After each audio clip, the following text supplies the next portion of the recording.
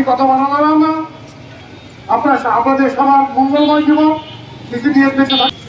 বর্তমান সিভিল প্রশাসন, পুলিশ প্রশাসন, ডাক প্রশাসন মনে করে আমরা কোনো চুরি সেচুরি করি না, কোনো অন্যায় কাজ করি না।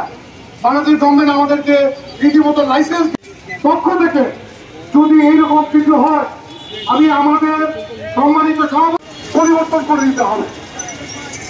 আর প্রশাসন করতে অনাহত আপনারা জানেন যে একটি ওষুধ কোম্পানি 40 থেকে 50% তারা প্রফিট হয়, সমস্ত বগুড়া বন্ধ করে দেবে। তাদের ভাই আমাদের বড় বড় পুলিশ যারা আছে সারা বছরে হয়তো 10,000 আমাদের প্রাণের সংগঠন আমাদের রক্তের সাথে মিশে আছে। কাজেই আমরা